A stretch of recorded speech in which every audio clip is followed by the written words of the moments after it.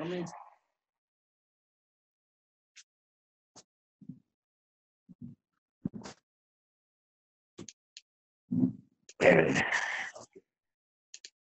Oops. nobody joining us today? Yeah, there's Ian. Nobody go? Hey, Guido. Okay. Hey, Allan. Hey, how are you doing, Ian?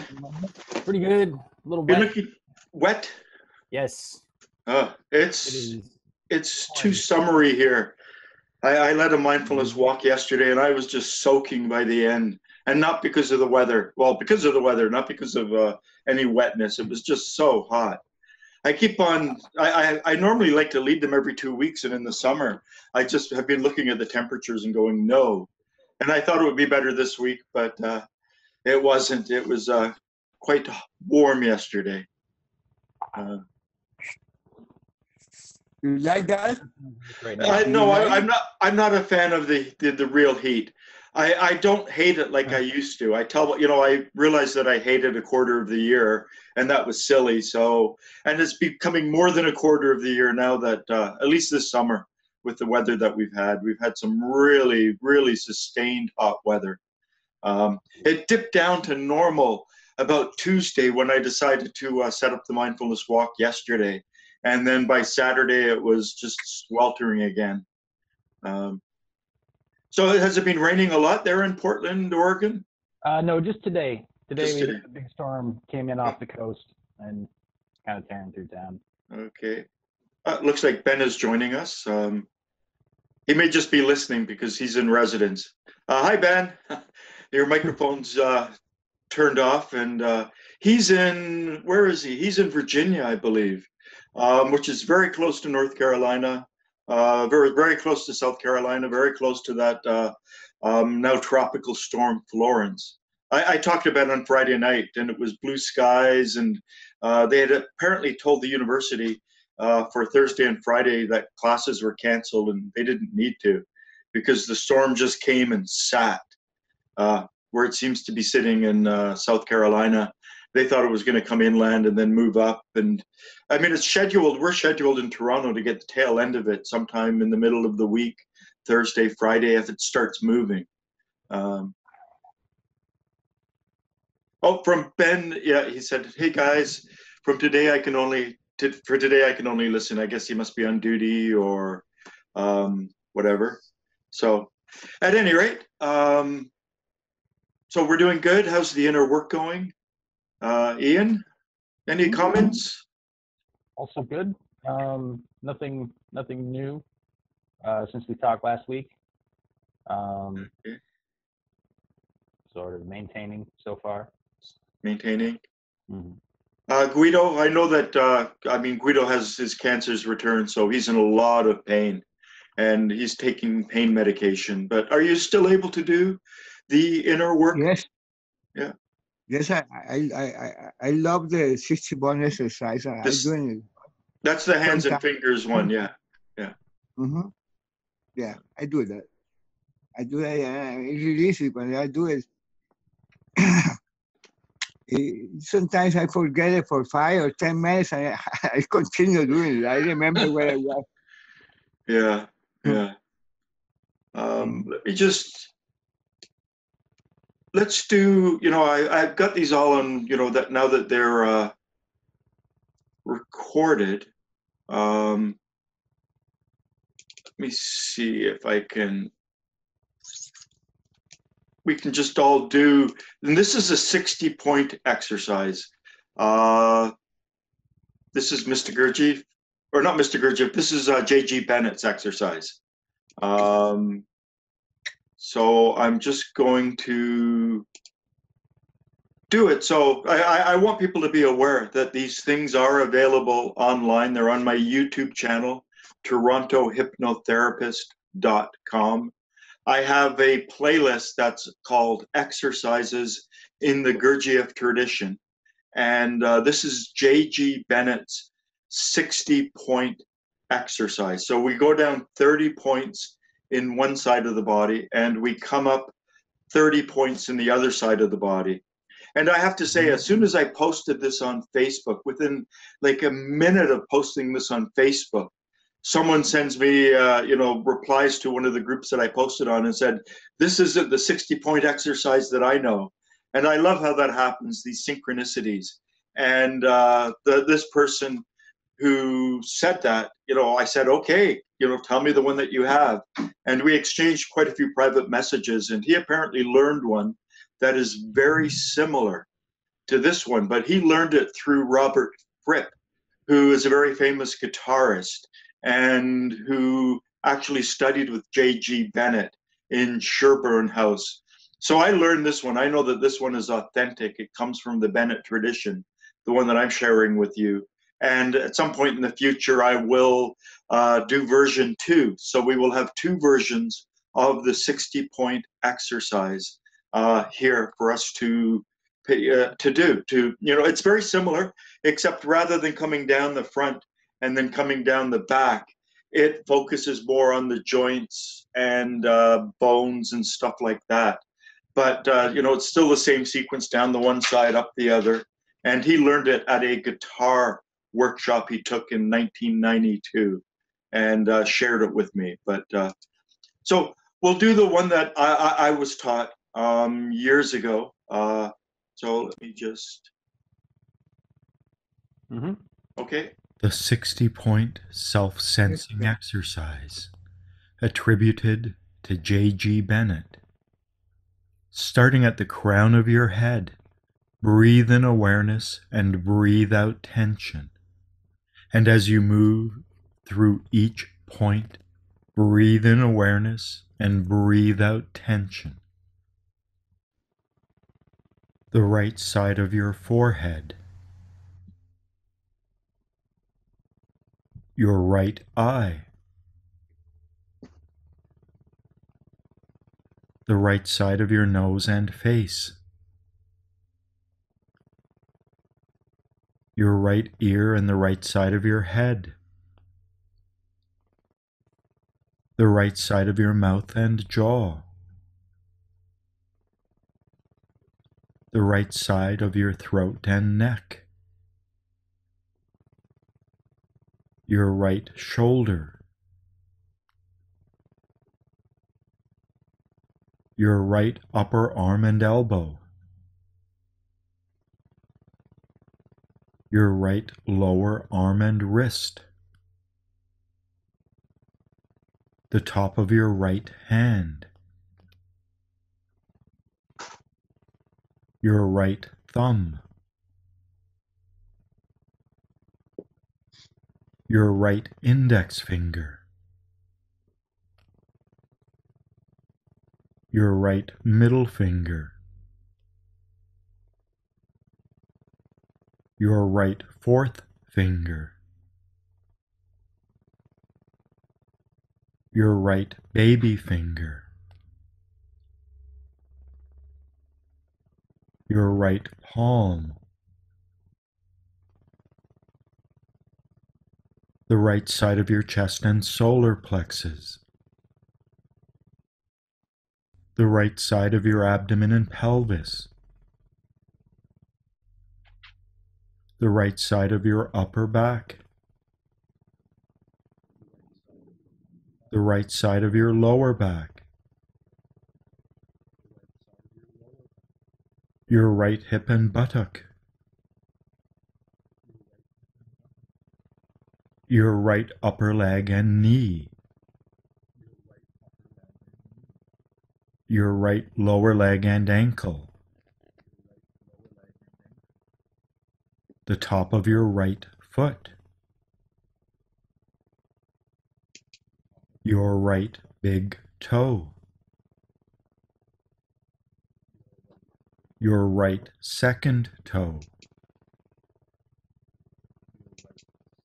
your right third toe, your right fourth toe. The 60-point self-sensing, the 60-point. Oops, I'm sorry. The bottom of your right foot and heel. Now reversing this process and breathing in awareness and breathing out tension from your left heel and the bottom of your left foot, your left baby toe, your left fourth toe, your left third toe, your left second toe, your left big toe, the top of your left foot, your left ankle and lower leg, your left knee and upper leg, your left buttock and hip, the left side of your lower back, the left side of your upper back, the left side of your pelvis and abdomen, the left side of your solar plexus and chest, your left palm, your left baby finger, your left fourth finger, your left middle finger, your left index finger, your left thumb, the top of your left hand, your left wrist and lower arm, your left elbow and upper arm, your left shoulder, the left side of your neck and throat, the left side of your jaw and mouth, the left side of your head and your left ear, the left side of your face and nose, your left eye, the left side of your forehead, and finishing at the crown of your head.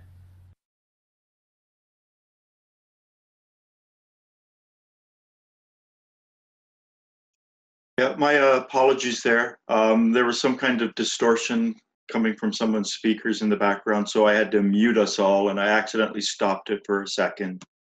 Whoops, saying the Zoom can't. Can you hear me? Mm-hmm. Yes. Okay, good. It was just telling me a second ago it couldn't hear me. I want to continue this, not with a 60-point exercise. This is someone, Michael from Perth, Australia. He's working, getting up at 4 in the morning, and these meetings end at midnight his time. So I was talking to him yesterday. He sent me some information that he acquired on the net that came from the Willem Nyland group in Willem Nyland. So let's just do our best to enter into our right arm. So to become aware of our right arm from our shoulder down to the tips of our fingers, to sense our right arm as fully and as completely as we can. And then just leave that alone and sense your right leg. Become aware of your right leg as fully and completely as you can. Sensing your right leg from your hip down to the tips of your toes. And then stop doing that and enter as fully as you can into your left leg. Sensing your left leg from your hip down to your toes. And then leave your left leg alone and enter into your left arm, entering into your left arm as fully as you can, sensing your left arm from your shoulder down to the tips of your fingers. And then leave that alone, and we're going to circle through our limbs, around our body, and this is supposed to have some kind of a magnetic resonance on our solar plexus. So we just become aware of a single limb at a time. So become aware of your right arm. Then become aware of your right leg. Then become aware of your left leg.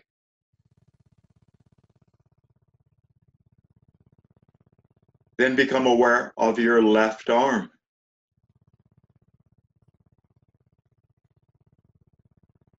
Your right arm. Your right leg. Your left leg. Your left arm. Your right arm. Your right leg. Your left leg. Your left arm. Your right arm. Your right leg. Your left leg. And finishing with your left arm. And then do your best to become aware of your whole body, to sense your whole body as one organic whole. Perhaps we can do Mr. Gurdjieff's filling exercise. As a vessel fills with warm golden honey, fill with sensations starting in your toes, and then filling with sensation from your toes to your heels, and then from the bottom of your feet all the way up to your ankles, all the way up to your knees, up to your hips and hands, up to your midriff, elbows, middle back, all the way from the bottom of your feet up to your shoulders, your upper arms, and all the way from the bottom of your feet up to your neck, to the top of your neck, and then to the top of your skull, the top of your head, sensing your entire body from the bottom of your feet all the way up to the top of your head. And Willem Nyland gave a slightly different instruction for breathing. And this is when we get into the state of sensing our body, when we get into this awareness of our body. What he instructed his students to do with particular exercises, this is not something that we should globalize into all exercises. But when we develop an awareness of the body and we can get the body into a relaxed state, there are 2 points where we should use one point where we should silently or softly say the word am, and another point where we should say the word I.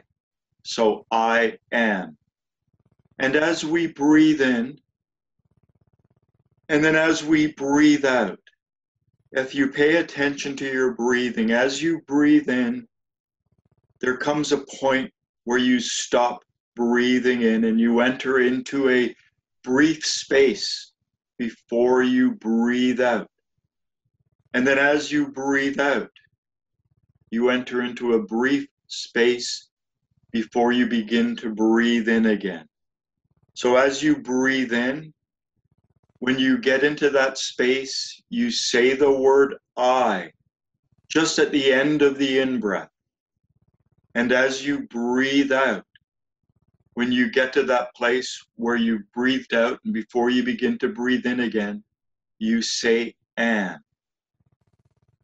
So breathing in and then saying I at the end of the in-breath, and then breathing out and saying am at the end of the out-breath. And let's do this for, let's say, a minute roughly, just quietly focusing on our breath, breathing at our own natural rhythm, and saying I at the end of the in-breath and am at the end of the out-breath.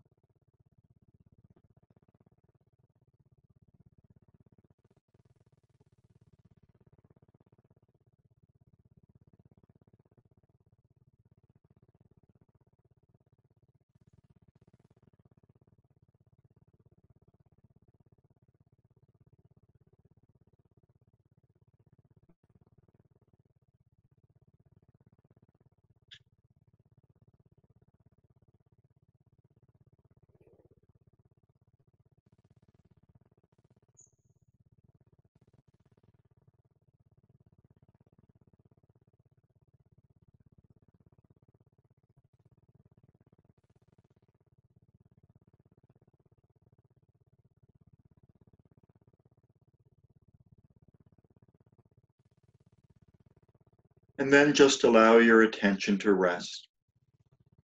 And as the earth is surrounded by an atmosphere, we too are surrounded by an atmosphere. Mr. Gurdjieff said it was perhaps a meter and a half. Perhaps it's like a bubble around ourselves. Become aware of the limit of your atmosphere. Keep your atmosphere contained within this boundary. Keep your atmosphere still, calm, tranquil. Mr. Gurdjieff said that this atmosphere is actually composed of our sensations, our feelings, our thoughts. When we identify with something, our atmosphere goes to that place of identification. If we think of our mother, it goes to where our mother is, even though she could be halfway around the world.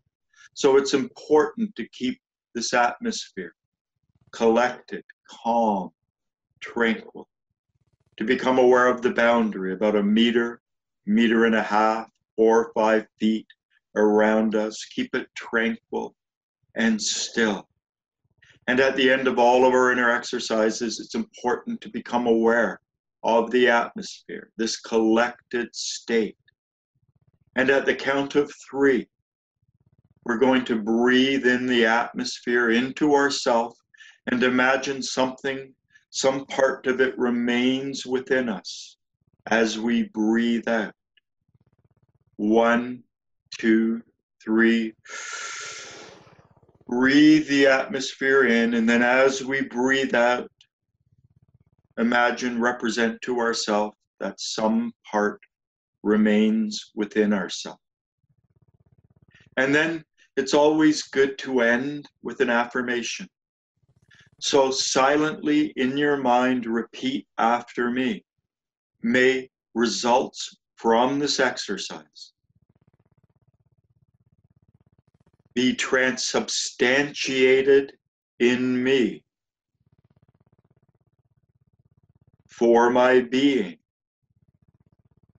And then Mr. Gurdjieff also said it's very important to maintain the collected state, to not rush off after we do our inner work, to maintain it. So just make sure, whenever you do the inner work, that you don't rush off, you don't disappear, you don't get lost in thoughts, that you take a moment to maintain and remain aware of yourself. Let me just try and move this over. So after the completion of this particular cycle, the right arm, right leg, left arm. And this is Willem Nyland's words. This is transcripts. Don't forget that it has to be done exactly in that way, starting from the right arm, ending with the left arm. It can be continued for another cycle around if you wish. It is not always necessary. It has to go from the right arm to the right leg, to the left arm, because it produces a certain dynamic quality around one's solar plexus. And he says, I don't want to go into detail why it is necessary, but it makes oneself more attuned, as it were, to the possibility of later receiving, by means of this exercise, different kind of forms of food from a different level. You know what I received yesterday, a wealth of information. I will turn it into exercises like the ones that I put online, so that we can all benefit from it. You know, as I made it clear, my goal is to begin to share these exercises with people. And it's interesting how the further I walk down the path, suddenly things are presented to me, given to me. It's time to bring this inner work out into the open. I believe that we are living in a sort of end times. The parts per million of carbon in our atmosphere has reached a catastrophic level. Even if we stopped producing carbon now, global warming would continue for years. If global warming continues as it is, they're talking about we might actually see a Category 6 hurricane, which has never been experienced on this planet. There are all sorts of problems that we humans are causing. And Mr. Gurdjieff said that the solution isn't at the lower ends of humanity. The real solution is that humanity has grown out of balance. And the solution to our problems comes from growing the higher end of humanity. And we cannot grow just by reading In Search of the Miraculous and reading books and becoming acquainted with theories. The way we grow our being is through inner exercises. So I think it's important. These are incredible exercises. The deeper I dig into them, the more I go into them, the more incredible they seem. And there's lots of these hidden exercises in the Gurdjieff tradition that is out there, that's available, that people have held on, they've kept in secret. But I firmly believe that it's very important that people begin to start doing inner work. When we grow our being, we are not just doing it for ourselves. We are doing it for our fellow human beings, and we are doing it for the earth herself. Any comments on the 60 point, the revolving around our arms? I had a question on the revolving around the arms and legs. Something in the piece that you read from the PDF seemed to kind of imply that you should do it like once or twice around. Well, I mean, he said you do it. Well, it came at the end of a much longer exercise that I didn't want to do today. Okay. Something he called the draining exercise, which is a really interesting exercise. You know, rather than relaxing the muscles, it's imagining that this liquid is draining out. And he says that this exercise takes about 15 minutes. And, you know, I'm going to do it. I'm going to take it apart myself, figure out what it is. and then I will, preview it here. I'll preview it in my group live, my live group, and then I will create a YouTube video with it, with the full and complete exercise. But we've been doing, with the Georgia D exercise, we were filling the right arm with sensation and holding that, and then filling the right leg and holding that. So we are aware of both of them, and filling the left leg and holding that, and then filling the left arm, and then becoming aware of all four limbs, and then moving up the spine to the skull, and then down the front part of the body to the reproductive organs. This is also, it's similar. So the right arm, right leg, left arm. I know that a few years ago I posted an audio recording, which poor quality. I will redo it at some point. And this is found in the Reality of Being, and it's found elsewhere in the teachings, where you breathe in feeling into the right arm, and then you breathe sensation out into the right leg. You breathe feeling into the right leg, and you breathe sensation out into the left leg, and you breathe feeling in to the left leg, and then breathe sensation out of the right arm, and you circle around doing that.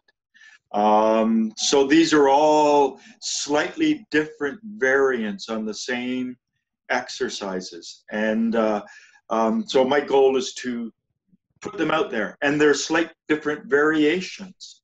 So, I mean, it was at the end of the draining exercise, at the end of where you breathe out, you think the word am, you breathe in, and at the end point, or you think the word I, and you breathe in at the end point, you think the word am. And then he leads into this limb moving around. Once you're in a deeply relaxed state and you've cleansed and cleared your body. I just wanted to put it out there just to become aware of the importance of, I mean, even J.G. Bennett, the 60-point exercise, we start with the right arm, and then we go down the right leg, and then we come up the left leg and come up the left arm. So there's that similar limb, right arm, right leg, left arm, similar features. Guido. I feel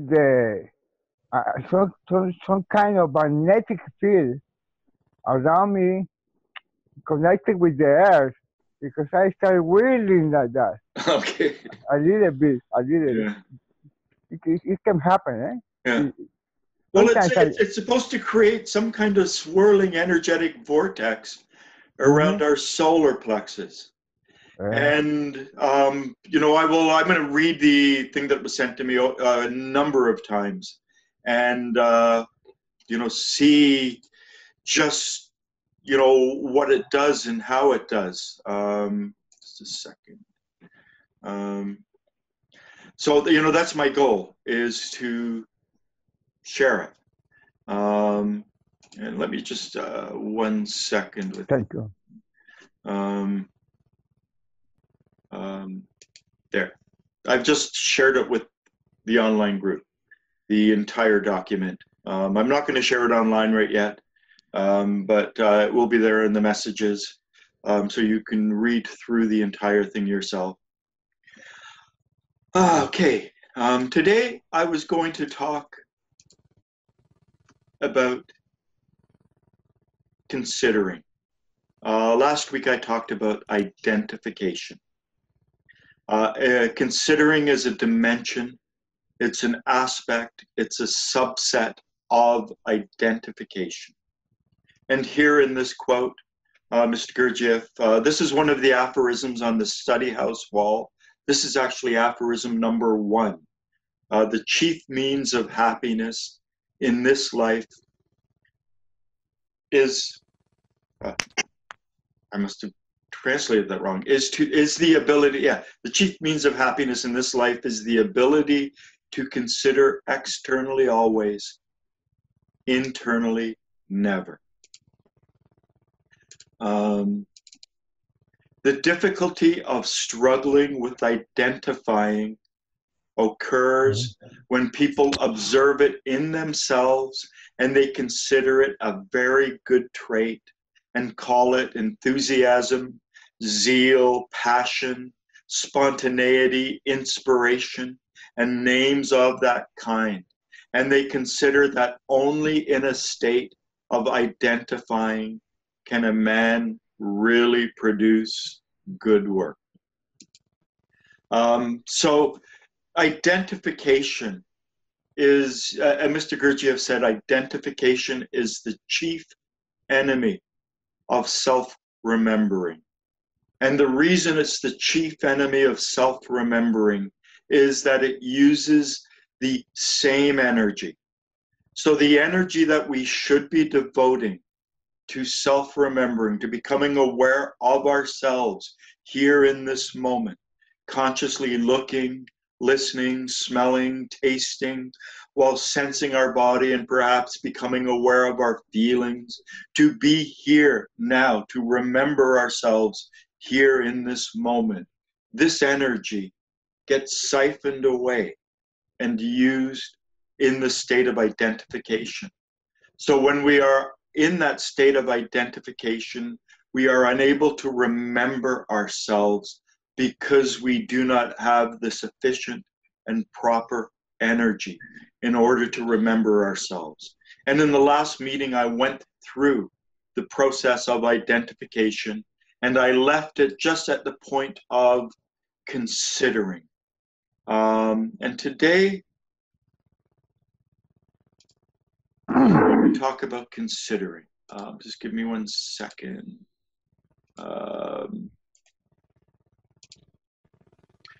So there is still, and this comes from In Search of the Miraculous, page 152, 153, there is still another form of considering, which can take a great deal of energy from a man. And another form of identification. And this form starts with a man beginning to, whoops.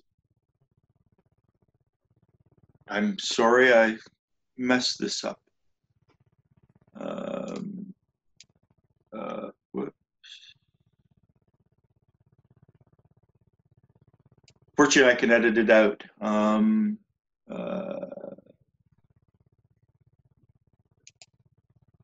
Just give me a second, and this will be edited out from the video, this pause, and just a second.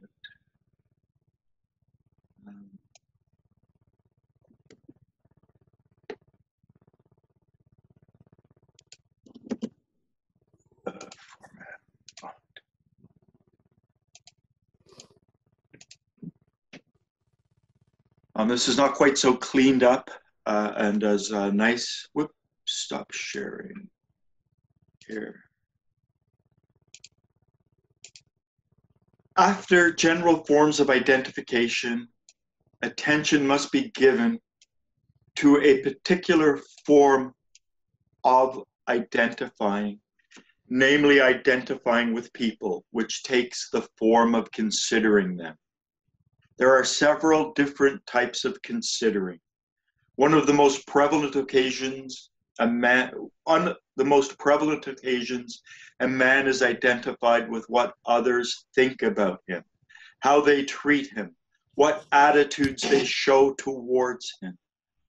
He always thinks that people do not value him enough, are not sufficiently polite and courteous. All this torments him, makes him think and suspect and lose an immense amount of energy on guesswork, on suppositions, develops in him a distrustful and hostile attitude towards people. How somebody looked at him, what somebody thought of him, what somebody said of him, all this acquires for him an immense significance. And he considers not only separate persons, but society and historically constituted conditions. I'm going to make an aside here. I once met a man who was still upset about the Ottoman Empire sacking, it wasn't Vienna, it was someplace in the Austro-Hungarian Empire over 500 years ago. He was still replaying this battle in his mind, and it had assumed this immense significance. So it was a historical event, that didn't have an effect on his life now, but he was still hurt, still stuck in a state of internal considering over him. So, and he considers not only separate persons, but society and historically constituted conditions. Everything that displeases such a man seems to him to be unjust, illegal, wrong, and illogical. And the point of departure for his judgment is always that these things can and should be changed. Injustice is one of the words in which very often considering hides itself.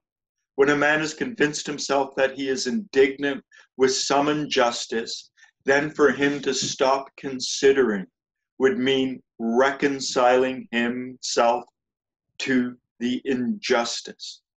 Now, I just want to stop here again.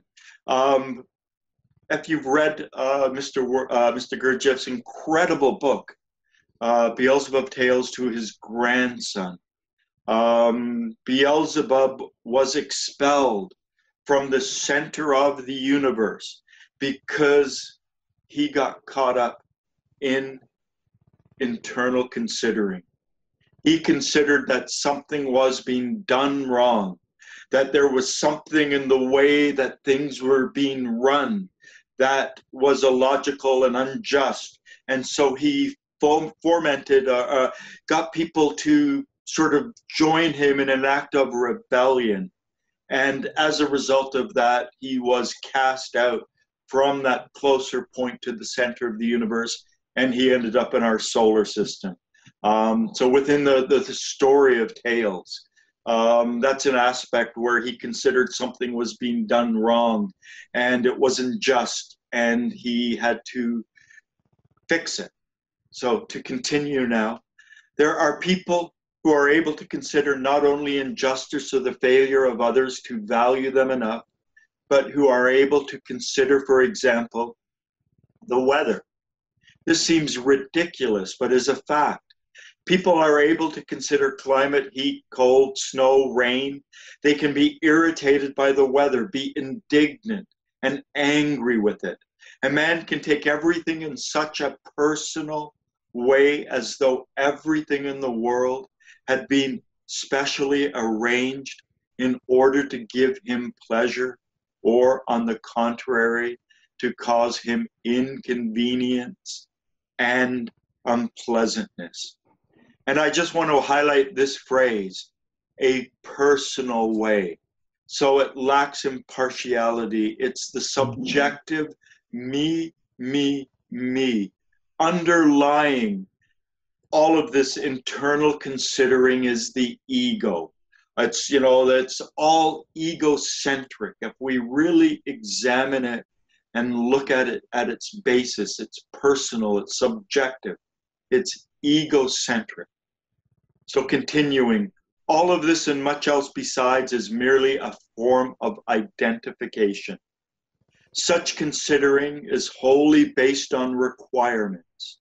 A man inwardly requires that everyone should see what a remarkable man he is, and that they should constantly give expression to their respect, esteem, and admiration for him, for his intellect, his beauty, his cleverness, his wit, his presence of mind, his originality, and all his other qualities.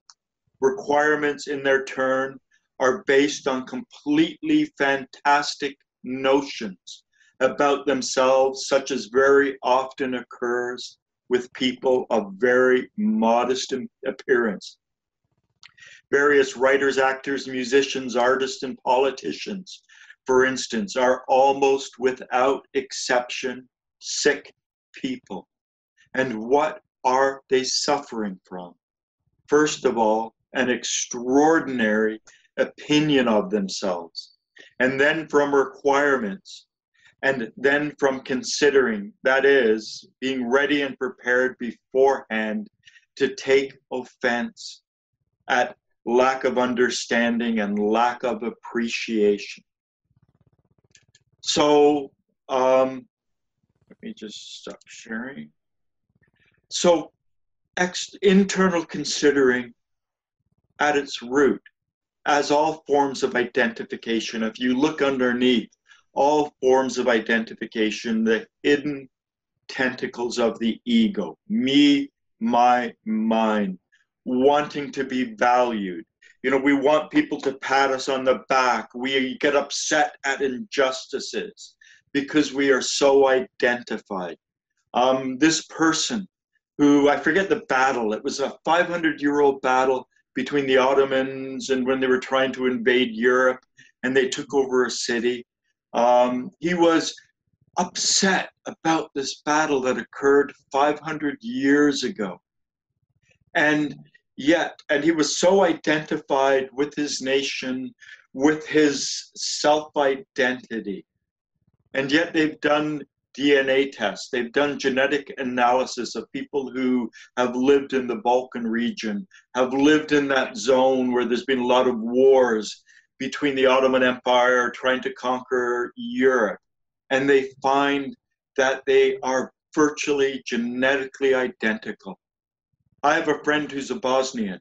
You know, she's got bluish eyes, very blue eyes, very light skin, light hair, but she's Muslim. You know, in terms of our genetic internal identity, you know, the people that he hates and that he considered were his enemies, they probably share a very close ancestry. And yet these ideas, this identification that he had with being a member of this group of people made him feel the pain of a battle that occurred 500 years ago. And we identify all the time. You know, someone looks at us the wrong way and we wonder what we did and, you know, why don't they like us? And they may be thinking about something else completely, but we get so caught up in it. I remember someone telling me that even the lowest beggar looks down upon people. So even the lowest beggar has an inflated ego. And they may look down upon the businessman who has a lot of money because the businessman is trapped in the business world or whatever. These are all forms of identification, all forms of considering. Okay, whoops. Now I'm going to move on to this, which is really what I wanted to talk about today. There is still, and this just leads off from where we were before, there is still another form of considering, which can take a great deal of energy from man. And this form starts with a man beginning to think that he is not considering another person enough, that this other person is offended with him for not considering him sufficiently.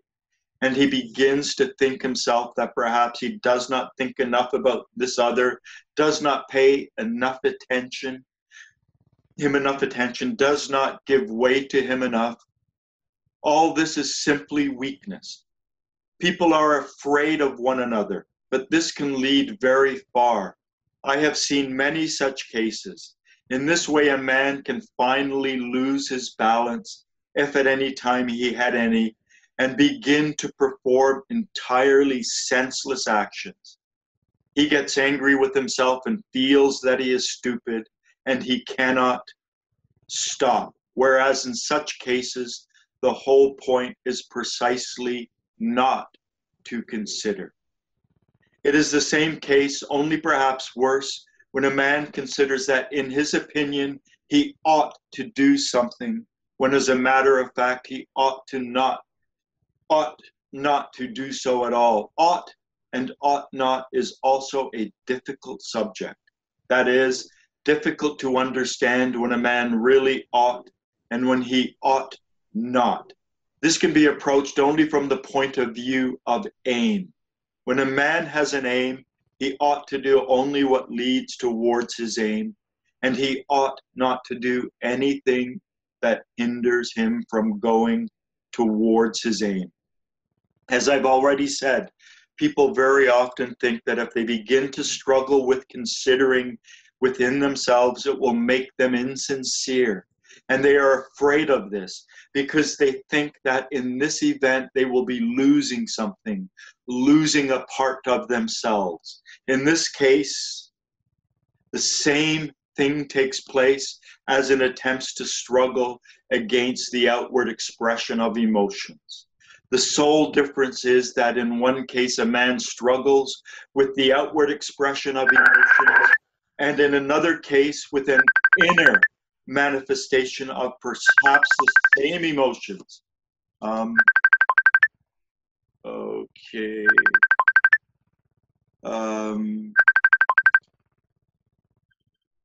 But this is a man call. I don't know if we can hear her.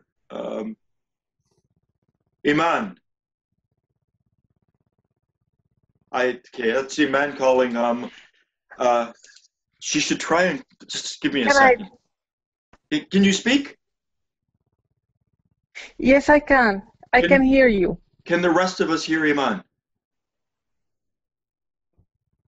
We can hear her too. You can hear her? Yes. I can. Okay. We do. Okay, great. We can hear you, Iman. And Iman is calling from Damascus, Syria. How are you doing, Iman?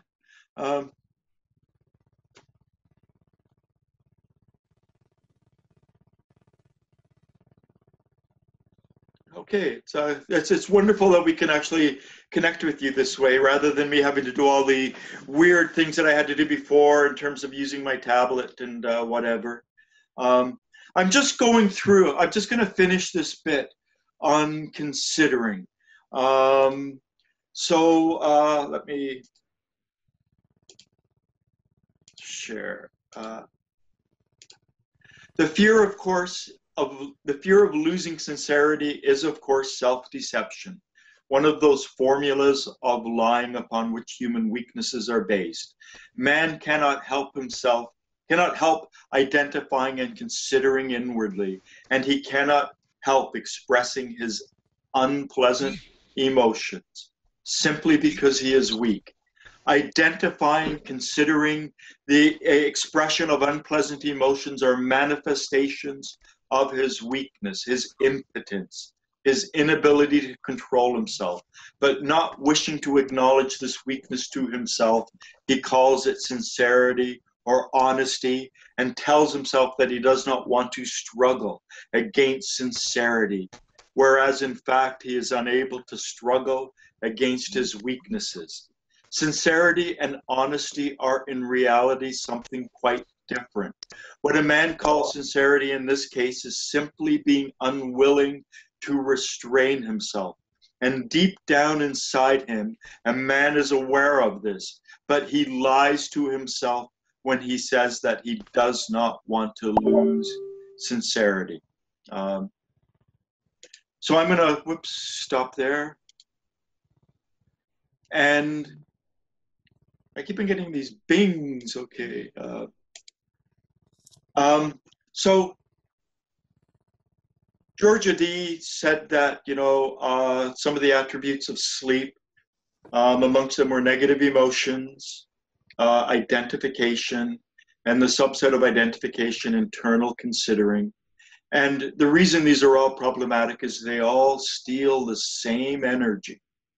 And if we look at the basis of them, the ego, our sense of self-importance, is at play. And sometimes someone can give us the wrong look and our sense of self-importance is inflamed. How dare they look at me that way?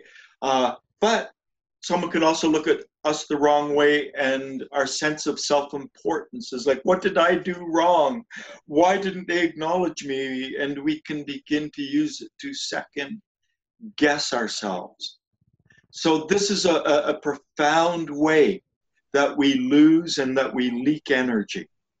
And it's one of the dominant ways that we leak energy through our daily life. We're either caught up in our negative emotions or we're so identified with ourself, with our ego, with our inward sense of self-importance. And as I said, we can either get upset that someone looked at us bad and how dare they do that, or we can get upset that they looked at us bad and what did I do? Did I do something wrong? Did I offend them? Did I upset them? Did I do something that makes them hate me? Mr. Gurdjieff called the second kind of case, he called those people jump up people. And I love that phrase, jump up people, because they go out of their way to be liked, to have people to think favorably at them, and they second guess themselves. And I know that for myself, that was my bigger problem with internal considering, was that, why don't they like me? What is that? What have I done wrong? How have I offended these people? Where have I stepped on their corn, stepped on their toes? I didn't mean to offend them. So I would, look inside myself and use it sort of to eviscerate myself inwardly. But when I look and when I analyzed it, at the base of that was my own sense of self-importance, my own ego. The ego is not necessarily this I'm a big ego, I'm this. The ego can also be very self-effacing. It's the me, my, egocentric, personalizing, subjective awareness that's different than our objective awareness, our objective sense of self. Now, Mr. Gurdjieff said that one of the ways that we begin to overcome internal considering and the way we begin to fight it is through external considering. And this is where a lot of people have been perplexed. What is external considering? How do we perform external considering? How do we step into that state? I have to say that within my own experience, the best two things that I've learned for external considering was neuro-linguistic programming. In 1989, I became a certified NLP practitioner. I didn't realize that what they were teaching me was a course on external considering.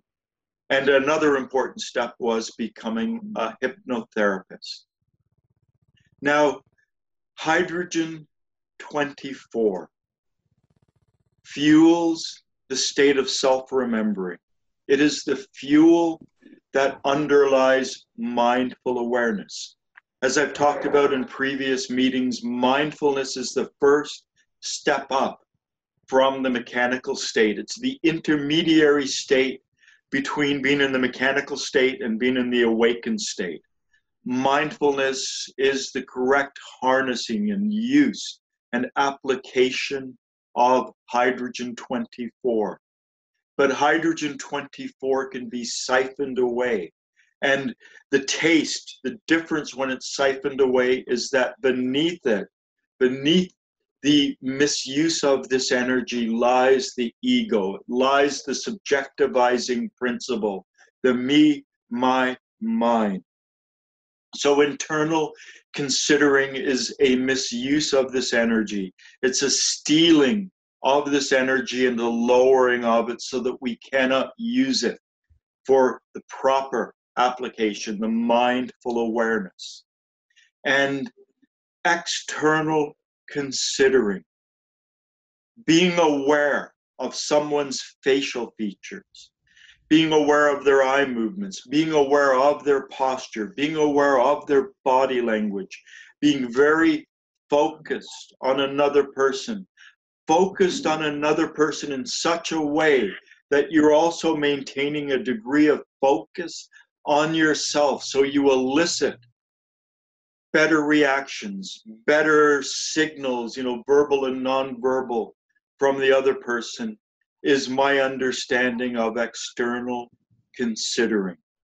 External considering is where we focus on the other person, where we become aware of the other person and we become aware of how our communication, our body language, what we are doing affects them. And self-remembering at its most basic is the awareness of myself here in this environment. So the awareness of the person I'm talking to and the awareness of myself are two very important qualities in terms of external considering. External considering is actually a form of self-remembering. It's a form of mindful awareness. And with the neurolinguistic programming, NLP, they divide down the middle and then sort of chest high and then ear high and then above. And when people look up, they're generally accessing a visual cue. So if you say, you know, can you imagine what your mother's eyes would look like if they were purple? People will generally look up to the right, but this is slightly different and brains can be rewired. They could also look up to the left. Or can you recall what your mother's eyes look like? And they generally will look up as a memory to the left. So visual parts of our brain, pictures, people look up. When they do something auditory, remember what your mother's voice sounded like. They generally look to the sides, our ears are at the side. And, you know, can you remember what it was like to stroke a Persian cat with long hair? Some kind of sensory kinesthetic thing, they will generally look down. So by focusing on where people are looking, you can get a sense of the areas of their brain that they are accessing. People who tend to be visual also tend to use visual predicates. So people who look up and are visual will say, I see what you mean. It's clear to me. People who are auditory will say, I hear what you're saying. It sounds good. People who are sensory kinesthetic will say, yeah, I can grasp what you're saying. It makes sense to me. I'm not sure where that distortion is coming from on the recording. I may have to do a little bit of filtering out later when I try and upload it. But by paying very careful attention to another person, we can almost get a sense of what they're thinking, where their thinking is coming from. Paying attention to their predicates. Within hypnosis, for instance, we're taught to not look at a person's chest, even though that's where we want to look. When a person breathes in, their shoulders rise. When they breathe out, their shoulders drop. And if you pay mindful attention to someone, if you watch the expressions on their face, if you watch their eye movements, if you pay attention to the micro expressions on their face, if you pay attention to the muscles, the expression, you can get a sense of how your communication is being received. So by becoming more mindful of someone, becoming more aware of them, we can begin to focus a little bit more, not on ourselves, but on them. In one case, I'm not sure where this distortion is coming from. I'll try and filter it out from the ultimate recording. I have a feeling it could be coming from the connection we have with Allan.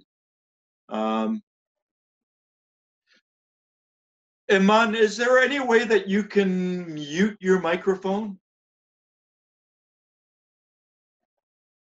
Is there any way you can mute your microphone? I think we're getting a lot of, yeah, we're getting a lot of distortion. In a moment when I ask for comments and everything, yeah, okay, I think it was coming from. No, it seems to have disappeared right now. Okay. So when we focus on someone else, when we focus on the rate of their breathing, when we focus on whether or not they're closed or open, their body language. I also teach people, people who are very shy, who suffer from social anxiety, communication skills. People like people who remind themselves of themselves.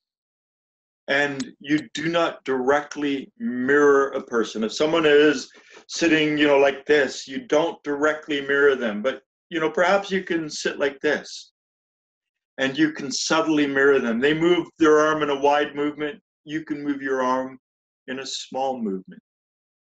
When you begin to become aware of how other people move and you softly mirror them, you don't do an exact mirroring.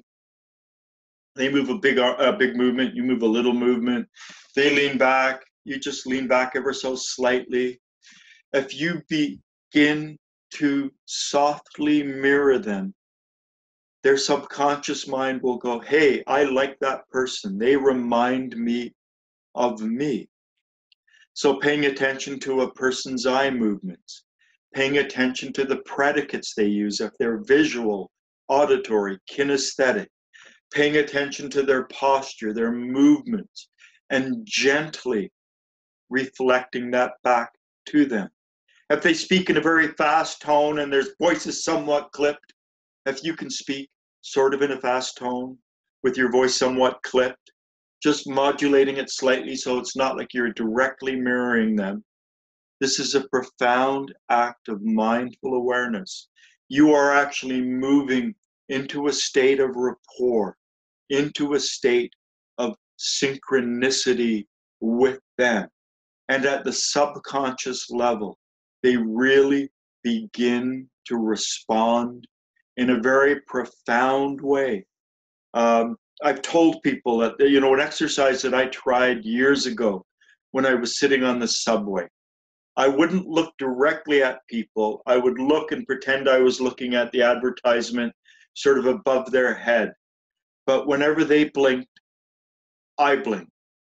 And when you blink, you can't see. So they would blink and I would blink. They would blink and I would blink.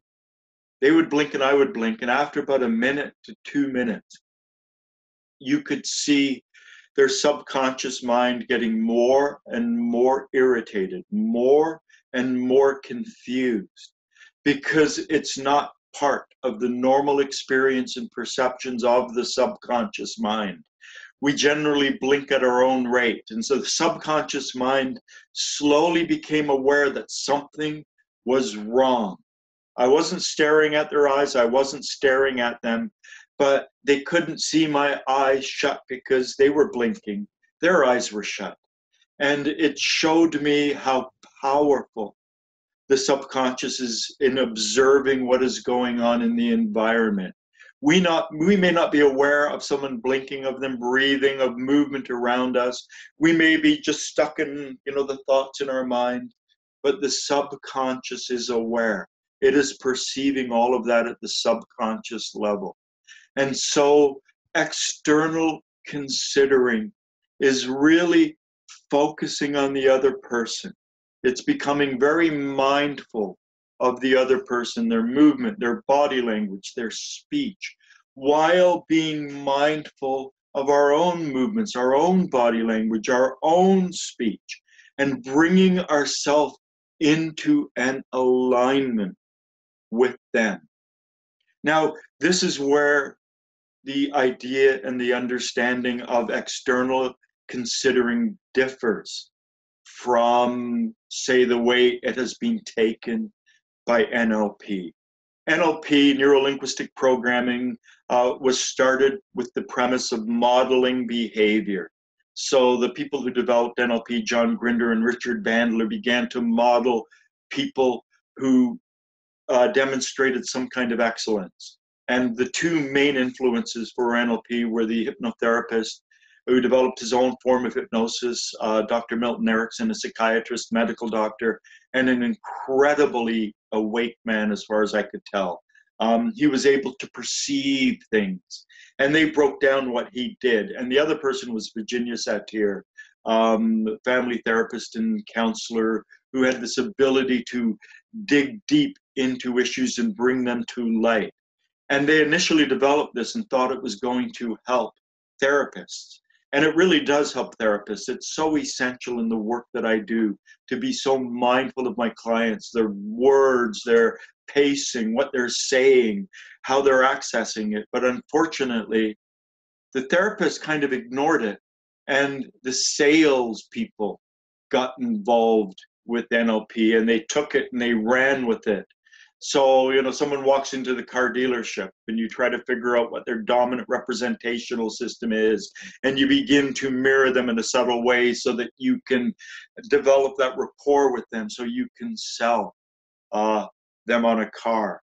Tony Robbins, NLP, achieving your dreams and, having the lifestyle and all of that. That's where it differs from my understanding of external considering.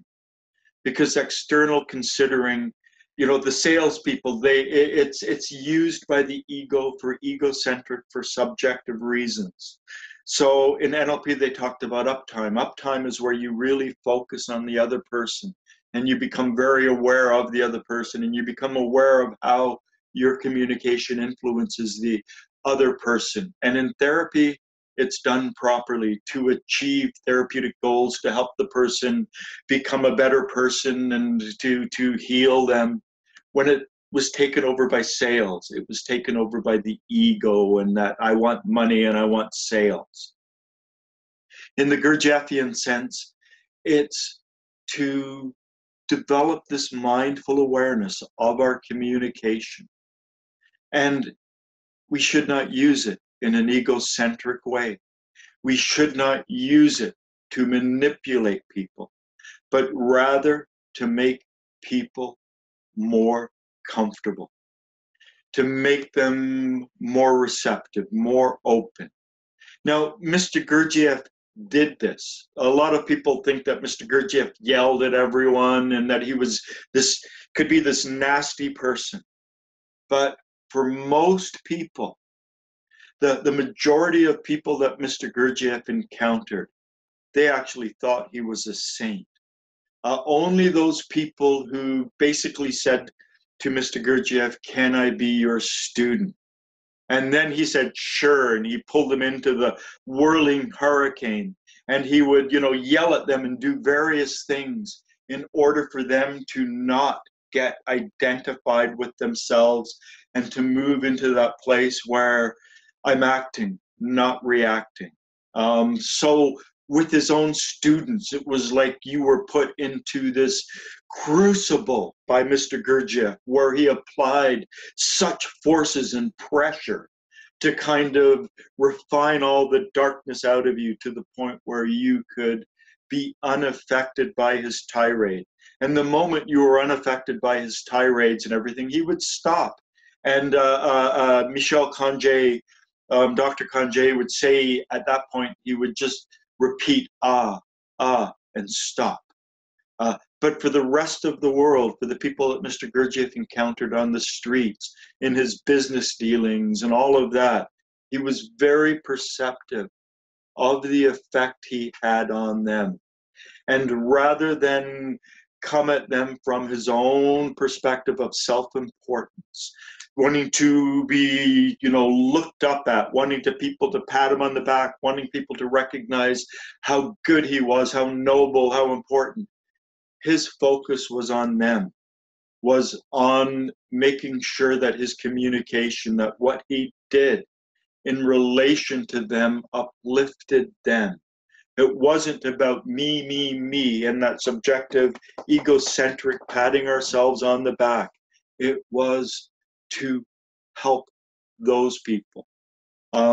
So any questions, Iman, if you can come back on, take the mute off now, Iman. Any questions, any comments?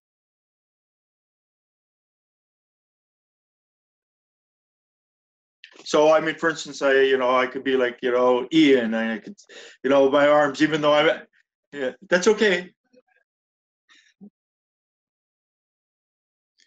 I have a question. Okay. Do you think Okay, Ben. Oh. Okay, Ben, ask a question. Yeah. Okay. I guess so in terms of that, do you know of any like organizations that still kind of like do that, where they kind of like try to break you down? And I don't know. It sounds like maybe like even going into like the military or some type of training like that can be like beneficial to I don't recommend Landmark at all, but that's what they try to do. Mm-hmm. Landmark came for Werner Eckhart. It started out as EST, and they really want to break you down, but I do not recommend Landmark.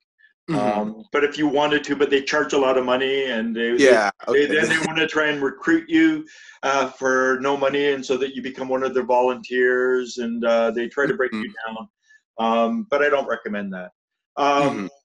A lot of people stopped doing that after Mr. Gurdjieff died because they didn't have the understanding. One of his students said, Mr. Gurdjieff, you break people. And then he looked at them and said, yes, but I know how to put them back together. So unless you know how to put people back together, that mulching of your personality, I don't fully agree with that. Right.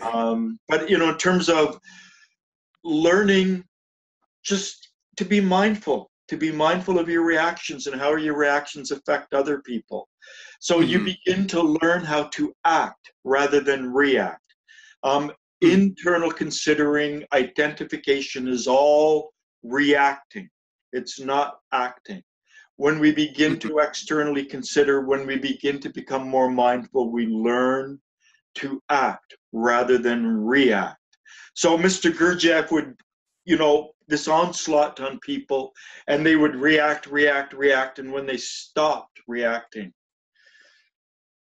and they found that stillness within themselves, then they began acting. And that's what he was trying to teach them. So they stopped doing that. A lot of his students stopped doing that because they didn't have he could read a person within 5 minutes. He could tell people about themselves in ways that the rest of us cannot understand. I always say the great library of Alexandria burned down twice. First, in the 4th century, and then when Mr. Gurdjieff died, the amount of knowledge that he had, the understanding that he had. I don't think we will have that ourselves, but he left us with enough that we didn't need him. He was an exceptional being. He had an exceptional mission.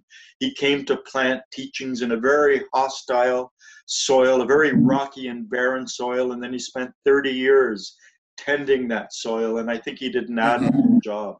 But it was a very difficult one. Okay, thank you very much. Yeah. Any other questions? Comments? You've done some therapy, helping people, talk therapy, right, Ian? Have they taught you these skills, or did you notice it, when you've done sort of one-on-one with people? Yeah, I do. I've done a little bit of coaching. There's definitely some there's been taught to keep your attention on the other person and also on yourself. That kind of two-way thing. Yeah. The specific mirroring, we didn't really talk about that. I'm a little uncomfortable with all that because, as you said, it so often gets used for sales. So that the whole aspect of things, they may have taught it and I just didn't take it in.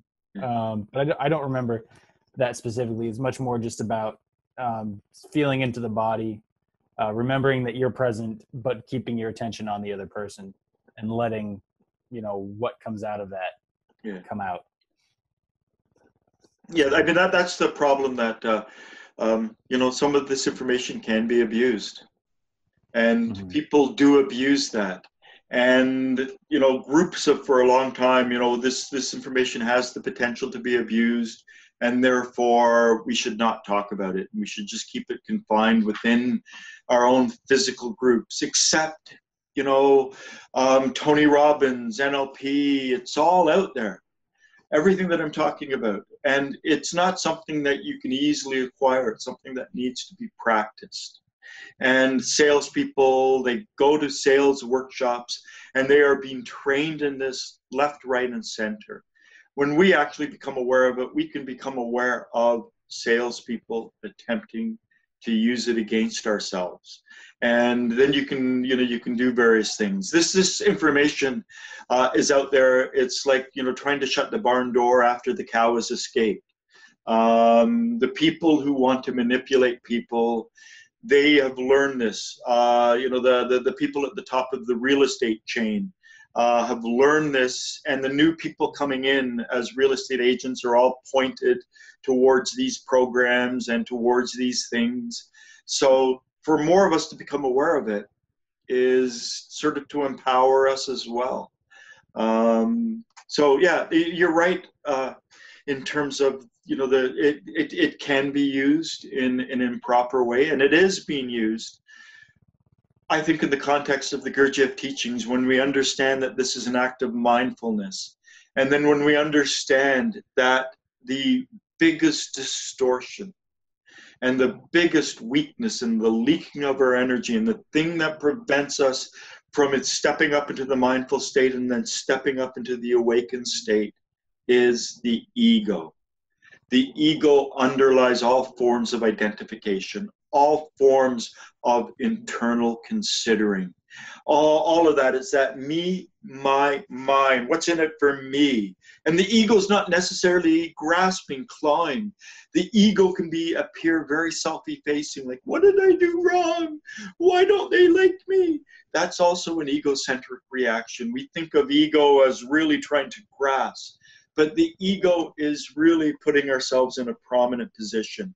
It's the me, my, mine subjective way of connecting and dealing with people. And we've got to step beyond that. I was actually talking with Ben about this on Friday, the difference between subjective and objective consciousness. Objective consciousness is this awareness without the ego. It's without that subjectivizing principle. Terms Mr. Gurdjieff used, one that I highlighted in the text I was quoting, was personal. The opposite of that is impersonal. Another term that he used was partial versus impartial. So we've got to develop an impartial awareness. When we have a partial awareness, when we have a personal awareness, when we have a subjective awareness, underneath that is the ego. And it is the ego that is really responsible for all of the manifestations that keep us asleep, except for the formatory thinking and the excessive movements in our body. But things such as identification, considering negative emotions, lying, and lying, we can lie when we don't even think we're lying. We just pretend we know, or we were acting like we know more than we know. Yes. Well, I think that they should have done this when they were there, talking about politicians or policies or whatever, claiming that we know far more than we really do know. And that, again, is the sense of self-importance. It's the ego. So underlying all of these things are the tentacles of the ego.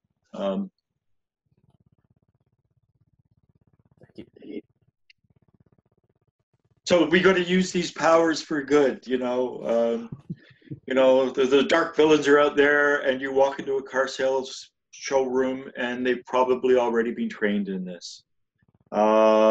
Salespeople latched right onto it. And the other group, there were two groups that really latched onto it. First were the salespeople, and then the second was the PUA, the pickup artist community. And the more that we ourselves are conscious of this, particularly if we're good human beings, we don't want to misuse this, the more we can begin to realize what they're doing. So you start doing this when you're in a car showroom and you see the person doing that, and you can kind of play with it if you want, and just get it so that they don't really know who you are or what you are.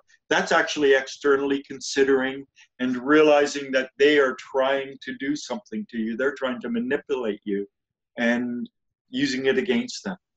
But we have to become like this empty vessel. When empty of the ego, empty of that sense of me, my, mine. and relate to the world, relate to other people. So when you are at a coffee shop and the person in the coffee shop serving you is a bit grumpy, and it's like, how dare they be grumpy to me? You know, I'm important, I'm a customer. What are they, you know, rather than going from that egocentric perspective, to flip it and to focus on them. And, you know, I guess you're having a bit of a rough day, and we can be real nasty, you know, on this side when we haven't had our caffeine. And you can really externally consider them, and you can help them. I've studied dialectical behavior therapy. Marsha Linehan, the person who developed DBT, said that sometimes when she was caught up in such a state, in the middle of the night, she would drive to a 7-Eleven or a store that was open 24 hours a day just to compliment the clerk. And, oh, it's so nice that you're here in the middle of the night. It must be hard on your social life. And she would, in a sense, externally consider. So, you know, when someone treats you badly, when the bus driver's grumpy at you, or the person doesn't appreciate you enough when you walk into a store or whatever, that's just inflaming your ego. And we can flip it around. We can connect with the other person. We can externally consider them and control our own reaction so that we leave them feeling good and we uplift them ever so slightly. I'm almost out of time. There was an exercise that Mr. Gurdjieff taught C.S. Knott. It's in a pupil's journey, and it's where Mr. Gurdjieff said, you know, look at your fellow man, realize that they are going to die, that you are going to die. He said that this was a way of assimilating the active elements in the air, another way than conscious breathing. Recognize that they live in this sort of illusion, this delusion, and to be very considerate of them, to focus on them, rather than to try to control them, to try to manipulate them, to realize the terror of the situation. C.S. Knott didn't use that word, but for most people, for all of us, it's the terror of the situation. We don't realize what's going to happen and how every moment of inattention is something that we will never get back. And so this awareness of the other person, this awareness, this focusing on the other person and wanting to leave them feeling better, wanting to leave them feeling good about themselves, not wanting to make them think what a wonderful person I am or how smart or intelligent or knowledgeable I am, but to make them feel good about themselves, to make them comfortable, so to speak. Any other questions quickly? Just, we've run out of time. No. Think about this, try to think, externally considering, try to focus on it as an act of mindful awareness. You're very mindful of the other person and an act of self-remembering, and very mindful of yourself, and that what you say and how you move and how you act affects them. And what you say and how you move and how you act will be ultimately reflected back in the way they communicate and act with you. And try and do it in such a way that you leave them feeling good about themselves, that you leave them in a positive state, focusing on them, not on yourself, not because you want them to like you or any of the egocentric concerns, but just purely objectively focusing on them. Okay, thank you for coming today. Okay, Iman, if you can stay on the line, just because you're on a different line. Okay, bye now. Bye again. Bye-bye.